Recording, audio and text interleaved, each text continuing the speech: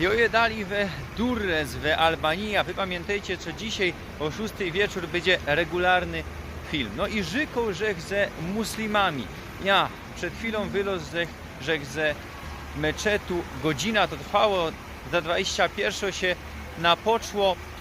Tutaj żyje 60% muzułmanów, muslimów we całej Albanii. No we Durres musi być podobnie wielkie miasto. 15% prawosławnych, 15% katolików. Jedni ze muslimów to są takie odłamy też, co ten główny nurt, szyici, sunnici nie uważają ich za jakąś sekta. Za czasów dyktatury Enżera Hodży w pewnym momencie zabronili wszystkich religijnych praktyk. Ten meczet, co tu mamy, on powstał w latach 90. Pierwszy był tu meczet z roku 1938, ale za czasów dyktatury Hodży zbulili go. Tak samo cerkiew, co tu mamy, też w latach 90. wybudowano. Myślę, co pierwszy była też inkszo. Fest dyktatura.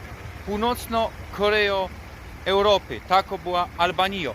No, nie skorzy to wszystko w 90. latach odżywało.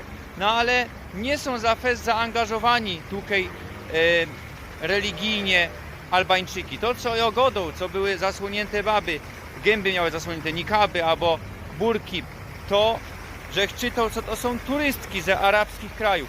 Słyszą, że co też tutaj przyjeżdżają ze arabskich krajów hopy i bierą se Albanki za baby, hajtają się z nimi.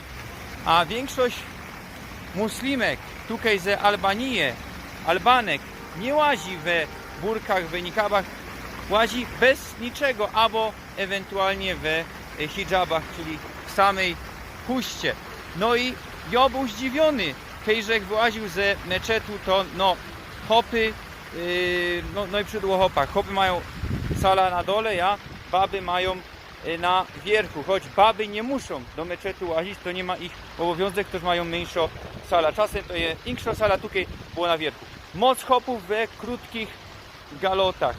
I też nie wszyscy mieli brody, a baby, no Czech się zdziwił, co jedne z tych babów bez hijabów to we meczetach rzekały. Myślę, co w arabskich krajach tak nie ma. Bez hijabów, jedne we hijabach, jedna, że kino widział we nikabie zasłonięto gęba.